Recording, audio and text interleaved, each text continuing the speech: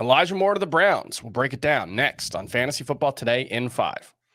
Welcome to FFT in 5. I'm Chris Towers here with Dave Richard. And Dave, we had a big trade go down. We still don't know who's going to be playing quarterback for the New York Jets in 2023. We do. We're pretty sure it's Aaron Rodgers, but it hasn't officially happened. But we did learn on Wednesday that Elijah Moore will definitely not be catching passes from Aaron Rodgers because he got traded to the Browns for a second-round pick. The Browns also sent a third-round pick back to the Jets. And, I mean, it's an interesting trade. Elijah Moore, a very, very talented young wide receiver who just did not take the step forward in year 2 that we expected him to. How much of that was his fault versus the poor quarterback play versus just he didn't seem to mesh with the coaching staff. So I guess that's where I'll start is how much potential do you think Elijah Moore still has? Oh, I think he still has some good potential, and this breathes life into his dynasty value. It certainly makes him an interesting dart throw when you get to that round 10 range in your fantasy drafts. I think that what you're looking at with Elijah Moore to begin his tenure with Cleveland is potentially the number 2 target getter in the offense behind Amari Cooper. And if things break right, if he can keep his head on straight, Chris, we're talking about a guy who does have potential to be a number 1 type wideout for a football team. But he's also shown to have, he's shown the upside to be a number 1 receiver. He did that in 2021 with the Jets in flashes, but he's also shown the downside to be like a number 4 type of role player that doesn't belong on fantasy teams. I don't like that his catch rate has never been higher than 56.9% over the course of his 2 seasons with the Jets. I don't like that he's only collected 6 end zone targets.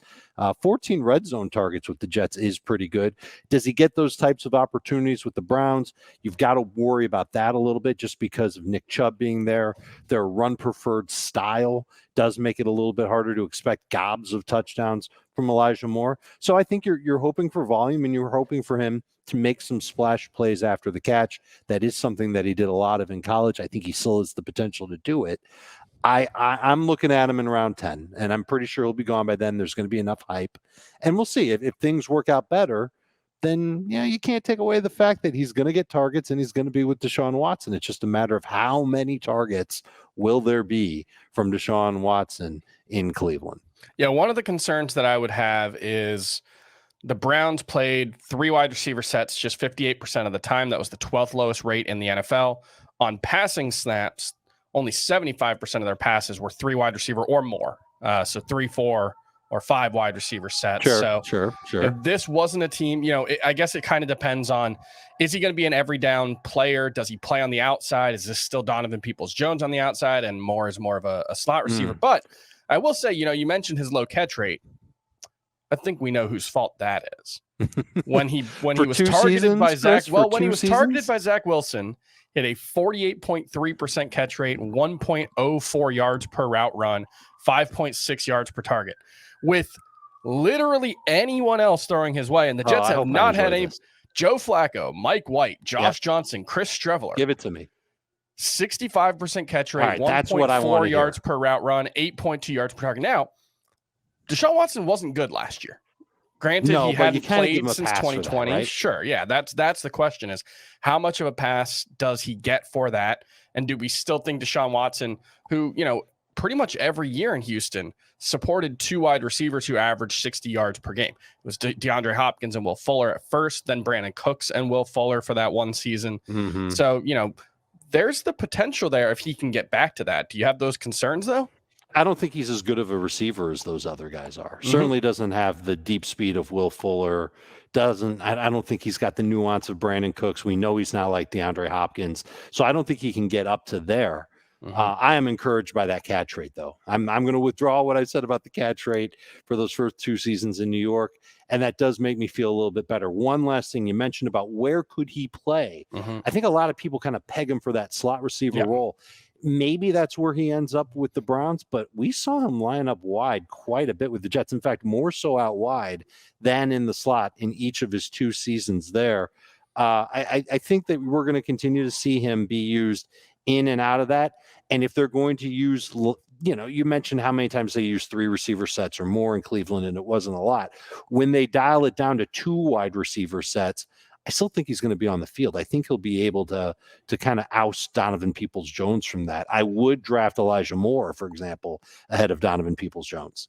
Yeah, I would too, even though I do kind of like Donovan Peoples-Jones. But let's move on real quick. I don't think we have to spend too much time on it on the Jets because we're going to talk about them a lot once Aaron Rodgers does get traded there. But now they signed Mecole Hardman on Wednesday. That came before the trade of Elijah Moore. I think it probably precipitated it. And Allen Lazard signed with them officially earlier in the week. So this receiving core seems pretty much set. Garrett Wilson, Allen Lazard, Mecole Hardman, Corey Davis.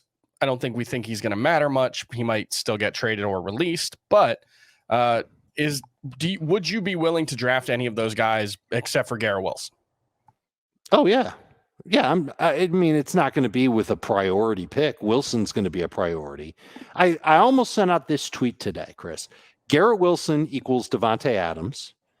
Mecole Hardman equals MVS with some possible red zone scheme up type of opportunities like we saw in Kansas City last year. And then Allen Lazard equals Allen Lazard. And you've got the trio of receivers that Aaron Rodgers threw to, not in 2022, but in 2021. That was one of his 2 MVP seasons. I think that's what the Jets are going to go for. I don't know if the Jets are going to keep Corey Davis because he costs a pretty penny on the salary cap. They can save some money if they dump him. But whether it's Davis or Mims, that's going to be quality depth for them. And if it is Davis, he's the one that could end up playing a lot as the third receiver, and Mecole Hardman is specialized a little bit more. It's a guy that can take the top off a defense or be used inside the 10-yard line like we saw with the Chiefs. It'll be interesting to see how the Jets go about utilizing Mecole Hardman.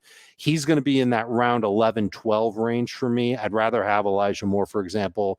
Maybe they're a little bit closer to each other in non-PPR leagues, but I do think Hardman will have a role and they will find ways to scheme him up. The problem for fantasy managers is going to be how do we know when to use him? Which weeks will be the best weeks to use Mecole Hardman, because he might end up playing 50% of the snaps each week. He might end up getting 3 or 4 touches each week, but some weeks it's going to mean 15 yards and some weeks it's going to mean 86 yards and a touchdown. We're just not going to know. That's why he's a headache that you don't worry about until round 13 plus. All right, that's going to do it for FFT and 5. Now the Jets just have to actually trade for Aaron Rodgers, and we can finally finalize what we expect for that offense. And whenever that happens, we'll obviously have you updated here. Make sure you subscribe and review Fantasy Football Today in 5. We'll see you next time.